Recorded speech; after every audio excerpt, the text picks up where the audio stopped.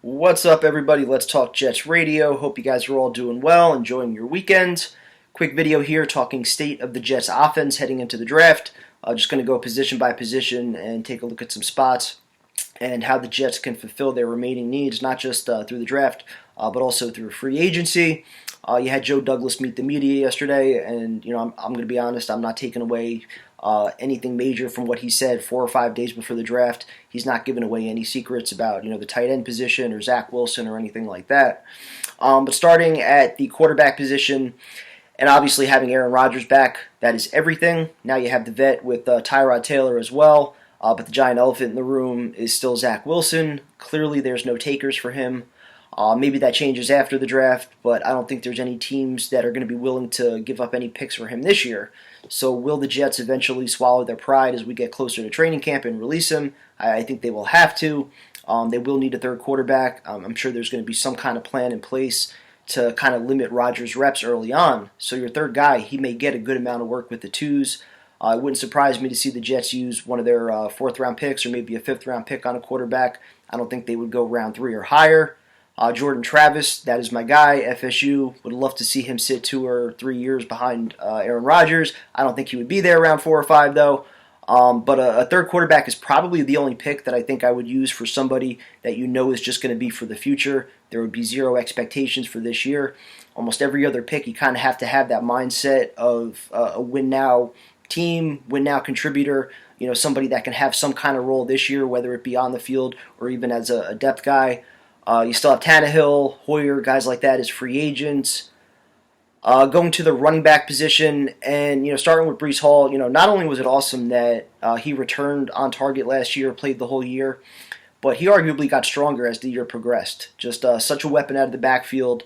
But then you look back at the Dalvin Cook release, and could they have done that differently? Maybe traded him or cut him earlier, kept Michael Carter, because right now you have Izzy as your number 2. I don't think he enters camp in that role. I think a veteran back at some point is definitely signed. And since this draft, I think would be offense heavy, one of those 2 fourth-round picks could also be a running back. There should be some talent on the board. You wonder, do they go more of a goal line back, a short yardage guy, or somebody that also has speed that you can use more as a receiver that can kind of challenge Izzy a little bit. So some names, Frank Gore Jr. I just think would be hilarious. Only for those that suffered with us on the live streams during 2020. He's projected in the middle rounds. You have Bucky Irving, nice pass catcher. He's similar to Izzy in that he kind of needs to work on pass protection a little bit. Jonathan Brooks, I loved out of Texas. He's probably one of the top running backs, but he tore his ACL in November, so curious to see where he slides. Braylon Allen, if you want a bigger back, 6'1", 235, he moves well. Marshawn Lloyd out of USC, another tough runner, good speed, can make plays out of the backfield. This kid Garendo, I'm starting to hear more about. He was the fastest guy in the 40. He made a lot of plays over at Louisville. And then you still have veterans out there like Zeke Elliott, Kareem Hunt, McKinnon, Clyde Edwards-Helaire. I know Dobbins, he just signed a few days ago with the Chargers. But right now, behind Izzy, you have Jaquez Patrick and Xavier Valade as the only 2 other backs on the Jets roster right now. So I think a good probability that they'll not only draft one, but also sign a veteran at some point. Going to the wide receiver position, and this debate, as far as wide receiver or offensive line or weapon or offensive line at 10, is fascinating. Only because of the best way to use your resources to solve that need for a weapon. And is a weapon the greatest need on the Jets roster right now, or is it an offensive lineman, knowing that guy, at least to start the year, ideally, if everyone's healthy, probably wouldn't play? So you have Garrett, you have Mike Williams. That was obviously a huge signing, but he's also coming back off the ACL tear. You have Lazard, who I expect to be better, but I don't think anybody wants him in any kind of serious role, getting top 3 reps, nor can you really bank on him in a major role. At this point, you almost have to treat it like sunken cost. Maybe he surprises, but I don't even know if his roster spot is guaranteed. You have Brownlee and Gibson, year 2. You hope they improve, but there's still a void for that second option, in particular a slot guy or somebody that could back up Mike Williams. Personally, I'd like both. One vet, one draft pick, one guy in the slot, one bigger body on the outside. I would probably say weapon and another O-lineman are probably equal needs right now, but does that mean using the 10th pick there is the best use of your resources. And that's where I struggle a little bit. Now, obviously, if you're trading up for Marvin Harrison Jr., that is a completely different conversation. I think you do that all day if it's somehow possible to, get up to 4 or 5 and the cost isn't absurd. And if Neighbors is there at 10 somehow, I would probably do that. And the more I watch of Odunze, I don't think that would be a bad pick either, if he makes it to 10. Excuse me. But then where does that leave you for the rest of the draft, as far as, fulfilling other needs? And I feel like wide receiver is probably easily, or at least more easily solved later on in the draft. And then you look at the current, free agents that are still out there, guys like Hunter Renfrow, Gallup, Tyler Boyd, Beckham, just to name a few, as well as the possible return of Corey Davis, who I think fits behind Mike Williams. Both bigger receivers, willing blockers, they stretch the field vertically with size and speed. So if you go the route of receiver round 3 or trade up into round 2, Devontae Walker, I love him there as a vertical threat. I know they had top 30 visits with Malachi Corley, Roman Wilson, Brendan Rice, and guys like that.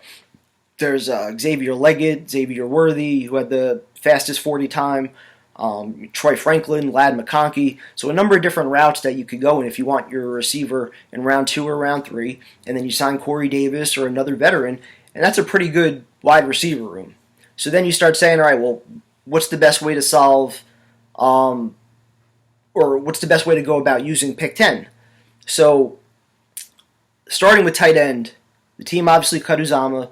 You still have Conklin for another year. Ruckert, who I think many of us wanted to see in a larger role last year, didn't happen. Still a solid blocker. He complements Conklin very well. They also have Kenny Yeboah, who's always one of my favorite training camp Jets.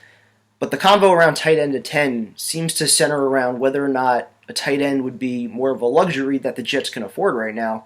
And I kind of disagree with that argument almost altogether, because I think an elite tight end is just as valuable, if not more so, to an offense as far as just the mismatches that it can create with linebackers, safeties, freeing up receivers on the outside. So if you can get somebody that's elite, and I think that's just as important as a top wide receiver for this team right now. And so when the guy could be there for you at 10, who's also capable of playing the slot, he can line up at receiver, tight end, H-back. Like, his skill set is so unique with what he could do after the catch, going up and getting those contested balls. I just think it changes the way that defenses have to prepare for you, and he probably changes the complexion of your offense more so than any other weapon, aside from probably Marvin Harrison Jr. So whether or not they would go tight end at 10, I'm all about it, but the more and more I hear the argument for the offensive line, I wouldn't be mad. You look at the starting 5 right now: Tyron Smith, Simpson, Joe Tippmann, AVT, Morgan Moses. You have Schweitzer back. He was solid depth last year before he got hurt. Kind of insurance at center and guard. You have Max Mitchell year 3, Carter Warren year 2. Ideally, I think those guys are probably your 4th and 5th options and not one injury away from playing. But there's still a major need for at least one tackle when your 2 tackles are 33 years old and have injury history. So I don't normally shift my opinions. I've probably been 100% Team Bowers for months. I'm probably more now like 85% Bowers, 14% O-line, 1% receiver. But for me, the argument against the offensive line obviously centers around that win now mindset. And while an injury at some point is almost certain, even if it's only for a few weeks, doesn't make it worth the 10th pick when you can maybe sign a veteran instead. Of course, it also solves a major need going forward next year, assuming that they hit on the pick, but at least going into camp, this guy would not be a starter. So I'm trying to picture like a perfect world where, the Jets get into the playoffs, and I know we never have a perfect world, but a world where, we're in the playoffs and we have Tyron Smith and Moses, they're both healthy, and our number 10 pick isn't playing. Like, that would bother us just as much as if, Conklin gets hurt and we don't have a weapon like Bowers. So I think when you look at free agency and there's still starting caliber guys out there like Bakhtiari, like Donovan Smith, who grew up a Jet fan, Andrews Pete I think is still out there, Becton, you wonder if he just doesn't have a market and eventually takes a cheap one-year deal with incentives. So personally, like, if we're looking for the best team for 2024, I think you try to solve your depth through free agency, and then you use that 10th pick on a playmaker. But draft options at 10 are definitely interesting. I don't think Alt's going to be there. Fashanu had been my preference and my number 2 pretty much all offseason. Interesting how he's kind of slid a little bit over the past couple months. I feel like he's the best guy in pass protection. Fuaga and Fautanu, you kind of get that versatility inside-outside, makes that intriguing. And then trading down, you have the high upside guys with Latham, with Mims, where you have the incredible size, incredible upside, but kind of a lack of experience, some injury concerns. So I would just prefer the veterans. I don't trust Joe Douglas at all, if I'm being honest, with the Becton over Wirfs pick from a few years ago. So give me Smith, give me Bakhtiari, give me my playmaker at 10, and this offense is ready to go. So doing defense in a little bit, and I'll talk to you guys later.